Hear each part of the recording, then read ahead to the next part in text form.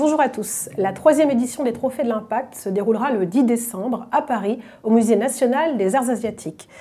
Cet événement a pour ambition de mettre en lumière les personnes qui ont eu un impact fort sur la société française sur l'année écoulée.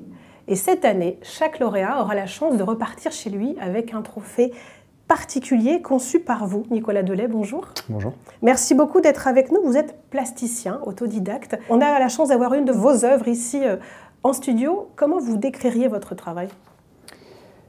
C'est un travail qui est réalisé, qui traite de l'impact de l'homme sur son environnement. C'est un travail qui est réalisé à partir de nos déchets, et pour beaucoup des déchets informatiques. Donc des déchets qui pullulent, qu'on retrouve en masse, quoi.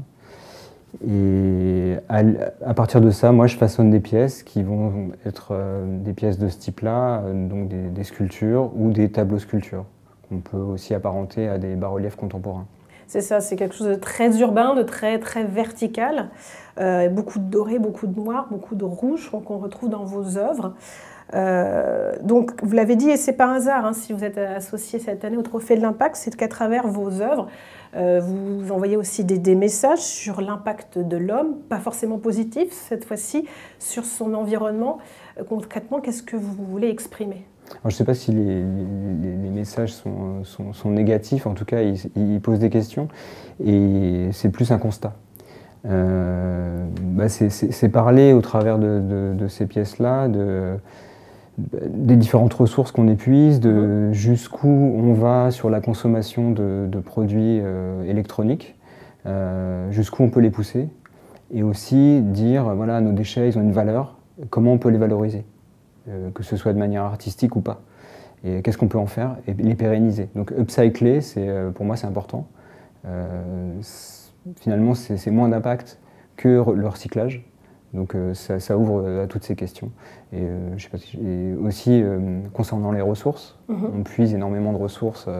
Moi, j'ai beaucoup parlé au travers de mes œuvres des terres rares. Il existe 17 terres rares. Et j'ai intitulé plusieurs œuvres par ces noms-là, de terres rares. Et du coup, parler de ça, c'est important pour moi. On se questionne autour de ça. Et justement, cette œuvre-ci, comme toutes les autres, vous l'avez dit, elles sont utilisées à partir de déchets, notamment de déchets industriels. Est-ce que vous pouvez nous en dire un petit peu plus? Comment vous travaillez même avec les industriels pour récupérer cela? Alors, je récupère auprès d'entreprises. Quand j'ai commencé, je récupérais essentiellement dans la rue. Puis c'est devenu compliqué parce qu'il y a une valeur là-dessus et les gens récupèrent pour revendre. Donc là, j'ai développé, avec l'aide de ma galerie, des partenariats avec des entreprises qui, eux, me fournissent des déchets. Et je décortique tout ça, j'essaie d'exploiter au maximum tout ce que j'ai comme ressources. J'ai différents gisements de différentes entités, ce qui me permet d'avoir différents types de matériaux. Moi, j'aime avoir de la diversité aussi parce que le matériel, c'est aussi ma source d'inspiration. C'est pas que la ville, c'est aussi ça. Et ensuite, j'essaie d'être dans le zéro déchet, dans tous les déchets que je récupère, et après je façonne différentes pièces, que ce soit des commandes qui sont effectuées par des particuliers ou des entreprises, ou des projets personnels que je mets en place. Donc on a compris qu'un de vos objets de prédilection, c'est les circuits imprimés, mais il y a aussi des morceaux de chaînes de moto, chaînes de vélo, des moteurs. C'est un petit peu tout ça. C'est un peu tout ça, oui, il y a un peu de tout. Ça peut être d'une chaudière, ça peut être des moteurs d'aspirateur, ça peut être un peu tout ce que je trouve et que je récupère aussi à droite à gauche, parce que je continue à chiner moi aussi, et dès que je vois quelque chose, j'essaie d'avoir l'œil vif, quoi. Et on le voit beaucoup, notamment dans cette œuvre et dans d'autres que l'on voit en ce moment passer à l'image. Vos créations sont plutôt d'influence urbaine avec des matériaux industriels, on l'a dit, mais vous explorez d'autres univers, vous vous autorisez, vous ne vous fermez pas, en tout cas il n'y a pas de barrière à votre création. Vous avez récemment réalisé un cervidé d'ailleurs qui trône dans un jardin, mais qui lui aussi a toujours aussi un message pour nous sensibiliser à l'impact que l'on a sur l'environnement. Est-ce que vous pouvez nous en dire quelques mots? Oui, bien sûr. Donc suite à une commande, on m'a demandé de façonner un cervidé, chose que je n'avais jamais faite. Et donc à partir d'éléments que j'ai récupérés sur le site, quoi, chez cette personne-là, et j'ai accepté, et je me suis dit, ok, je vais faire un cervidé qui se cabre uniquement en métal, donc en soudure. Donc je me suis mis à la soudure, chose que je ne connaissais pas du tout. Et ensuite, avec tous les éléments métalliques que j'avais, que j'ai rechiné à droite à gauche, j'ai réalisé cette pièce de 3,50 m. Et l'idée, c'était de la faire sur un amas, un peu de déchets, ou une sorte de ce qui symbolise un peu la bombe dans laquelle on est, finalement, sur la disparition de différentes espèces qu'on connaît, quoi.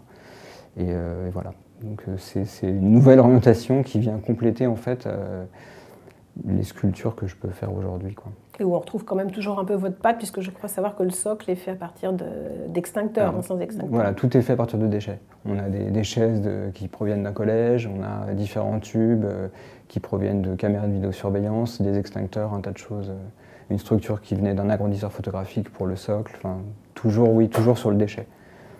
C'est mon matériau de prédilection. Votre ligne créatrice. Merci beaucoup Nicolas Delay d'avoir partagé avec nous quelques-unes de vos œuvres, de vos inspirations. Et d'ailleurs, on pourra continuer donc à les découvrir, vous l'avez compris, le 10 décembre, à l'occasion des Trophées de l'Impact. Et puis il y a aussi cette galerie, la galerie BS, qui est une galerie nomade, qui a des expositions temporaires. Donc pour connaître l'actualité de cette galerie BS, où on peut découvrir vos œuvres, eh bien, il faut vous rendre sur leur site. Merci beaucoup. Merci à vous.